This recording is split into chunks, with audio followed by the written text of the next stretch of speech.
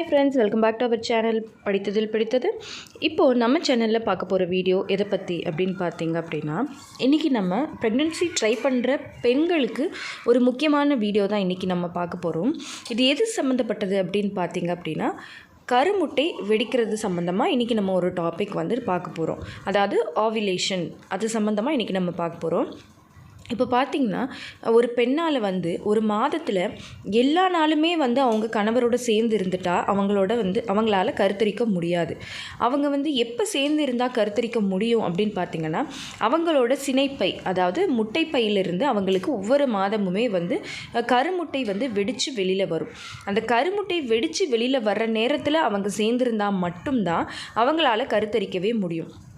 So இந்த கருமுட்டை வெடிக்கிறது அப்படிங்கிறது ஒரு முக்கியமான இம்பார்ட்டண்டான ஒரு விஷயம் பெண்கள் எல்லாருக்குமே. அதுலேயும் கர்ப்பத்துக்கு முயற்சி பண்ணுற பெண்களுக்கு அந்த நாள் அப்படிங்கிறது ரொம்ப ரொம்ப முக்கியம். அந்த நாளை தவற விட்டுட்டாங்கன்னா அந்த மாதத்தில் அவங்களுக்கு அந்த கருத்தரிக்கிறதுக்கான அந்த வாய்ப்பு இல்லை அப்படின்னு அர்த்தம். அந்த மாதம் அவங்களால கருத்தரிக்க முடியாது அப்படின்னு அர்த்தம். ஸோ அப்படி இருக்கும்போது இந்த ஓவலேஷனை கண்டுபிடிக்கிறதுல தான் நிறைய பேருக்கு பிரச்சனையே வருது. ஏன்னா நிறைய பேருக்கு பார்த்திங்கன்னா, ஓவலேஷன் என்றைக்கு நடக்குது அப்படிங்கிறதே அவங்களுக்கு தெரிய மாட்டேங்குது. ஸோ இதனால் அவங்களோட அந்த கர்ப்பமாகிற அந்த வாய்ப்பை அவங்க ஒவ்வொரு மாதமுமே தவற விட்டுக்கிட்டே இருக்காங்க. ஸோ இப்போ நம்ம சொல்ல போகிறது என்ன அப்படின்னு பார்த்தீங்கன்னா, இப்போது ஒருத்தவங்களுக்கு அவங்களோட சைக்கிள் டேஸ், அதாவது மாதவிடாய் சுழற்சியை வச்சு அவங்களுக்கு இந்த நாளில் கருமுட்டை வெடிக்கிறதுக்கான வாய்ப்பு இருக்குது அப்படிங்கிறத கண்டுபிடிக்கலாம்.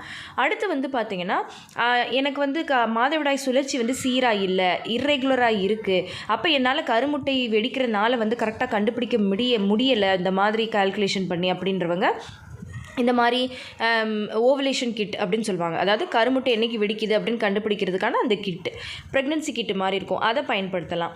அதுவும் இல்லை அப்படின்னா அவங்களுக்கு பெண்களோட உடம்பளவிலேயே அந்த கருமுட்டை வெடிக்கிற அந்த நேரத்தில் சில மாற்றங்கள் ஏற்படும்.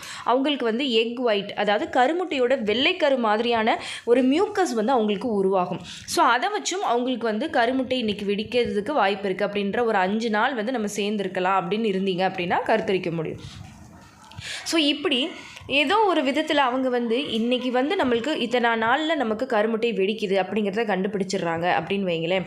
ஃபார் எக்ஸாம்பிளுக்கு சொல்லணும் அப்படின்னா, இப்போ ஒரு ரெகுலர் சைக்கிள் இருக்குது, 28 நாளைக்கு ஒரு முறை அவங்களுக்கு மாதவிடாய் சுழற்சி வந்துக்கிட்டு இருக்குது. அப்போ அவங்களுக்கு எப்போ கருமுட்டை வெடிக்கும் அப்படின்னு பார்த்தீங்கன்னா, 28 - 14 அப்படின்னு கால்குலேட் பண்ணிங்கன்னா 14 அப்படின்னு வரும் ஆன்சர்.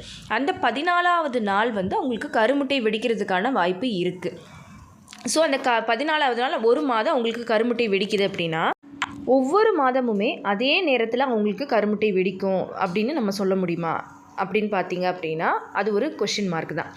அதே மாதிரி தான் இப்போ ஃபாலிகுலர் ஸ்டடி பண்ணுவீங்க. நிறைய பேர் ஃபாலிகுலர் ஸ்டடி பண்ணி இன்றைக்கி உங்களுக்கு கருமுட்டை வெடிச்சிருச்சு, இன்றைக்கி சேர்ந்துருங்க அப்படின்னு டாக்டர் சொல்லி அனுப்புவாங்க. ஸோ அந்த டைமில் நீங்கள் சேர்ந்துருப்பீங்க. அப்போ ஒருவேளை மிஸ் ஆகிடுச்சு அப்படின்னா அடுத்த மாதம் நீங்கள் ஃபாலிகுலர் ஸ்டடி பண்ண போகலை. ஆனால் போன மாதம் உங்களுக்கு ஒரு குறிப்பிட்ட நாளில் கருமுட்டை வெடிச்சிருக்கு அப்படிங்கிறப்போ அடுத்த மாதமும் அதே நாளில் வெடிக்கிறதுக்கான வாய்ப்பு இருக்கா அப்படின்னு கேட்டிங்க அப்படின்னா கண்டிப்பாக கிடையாது. ஸோ இதை தான் நான் இன்றைக்கி சொல்ல போகிறேன்.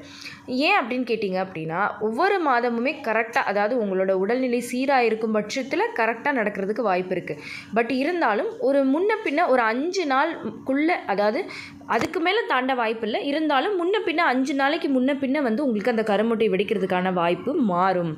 இப்போ ஒருத்தவங்களுக்கு 14வது நாள் கருமுட்டை வெடிக்குது அப்படின்னா அடுத்த மாதமும் அதே 14ஆம் நாள் கருமுட்டை வெடிக்கிறதுக்கு சான்ஸ் கம்மி. மேபி அவங்களுக்கு ஒரு 12ஆவது நாளே வெடிக்கலாம், இல்லை கொஞ்சம் பின்னாடி தள்ளி 16வது நாள் வெடிக்கலாம், இல்லை இன்னும் கொஞ்சம் முன்னாடி தள்ளி ஒரு 11ஆவது நாள், அப்படி ஒரு 5 நாளுக்குள்ளே முன்ன பின்ன அது மாறி போகலாம். ஸோ அப்போ நம்ம அந்த டேட்டையே நினச்சிக்கிட்டு நம்ம ஒவ்வொரு மாதமே நம்ம காத்திருந்தோம் அப்படின்னா நிச்சயமாக நம்மளுக்கு அந்த சான்ஸை நம்ம மிஸ் பண்ணுறதுக்கான வாய்ப்பு இருக்கலாம். எதனால் இது மாறும் அப்படின்னு பார்த்தீங்கன்னா, ஒவ்வொரு மாதமுமே அந்த பெண்ணோட உடல்நிலை, மனநிலை, இது எல்லாத்தையுமே பொறுத்து அவங்களுக்கு இது மாறுறதுக்கு வாய்ப்பு இருக்குது அப்படின்னு சொல்கிறாங்க. அதாவது பார்த்திங்கன்னா, அந்த மாதம் அவங்க எடுத்துக்கிற உணவு, ஒருவேளை அந்த டைம் 1 மந்த் எங்கேயாவது வெளியில் போயிருந்துருக்கலாம், இல்லை அடிக்கடி வெளி உணவுகளை சாப்பிட்ற மாதிரி ஆயிருக்கலாம், இல்லை வேறு ஏதாவது சரியான உணவு எடுக்காமல் இருந்திருக்கலாம், அதே மாதிரி அந்த மந்தில் ரொம்ப ஸ்ட்ரெஸ்ஸாக இருந்திருக்கலாம், இல்லை ரொம்ப லாங் ட்ராவல் பண்ணி இருந்திருக்கலாம். இப்படி நிறைய காரணங்களால் இந்த கருமுட்டை வெடிக்கிற அந்த தேதி மாறும்.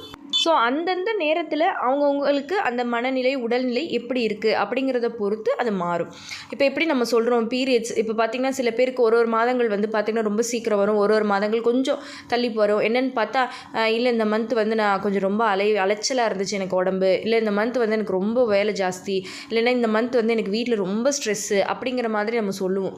ஸோ அதனால நமக்கு வந்து பீரியட்ஸ் தள்ளி போகுதுன்னு கிட்டத்தட்ட அதே மாதிரி காரணங்களால் நம்மளுக்கு கருமுட்டை வெடிக்கிறதும் மாறுறதுக்கான வாய்ப்பு இருக்குது. ஸோ இது வந்து நிறைய சகோதரிகள் கேட்ட ஒரு சந்தேகம். இந்த மாதிரி அக்கா எனக்கு வந்து போன மாதம் இந்த தேதியில் எனக்கு கருமுட்டை வெடிச்சிச்சு, இதே தேதியிலே தான் எனக்கு ஒவ்வொரு மாதமும் வெடிக்குமா அப்படின்னு சொல்லி கேட்டிருந்தீங்க. ஸோ அதுக்கான ஆன்சர் தான் நான் இந்த வீடியோவில் சொல்லியிருக்கேன். ஸோ இப்போ உங்களுக்கு தெளிவாக புரிஞ்சிருக்கும் அப்படின்னு நினைக்கிறேன். கருமுட்டை வெடித்ததுக்கு பிறகு வந்து பார்த்திங்கன்னா உங்களுக்கு பீரியட்ஸ் ஆகிறதுக்கு 12லேருந்து 16 நாளுக்குள்ளே உங்களுக்கு வந்து அடுத்து பீரியட்ஸ் வந்து கண்டிப்பாக ஆகிடும். இது வந்து கான்ஸ்டன்ட் எல்லாருக்குமே.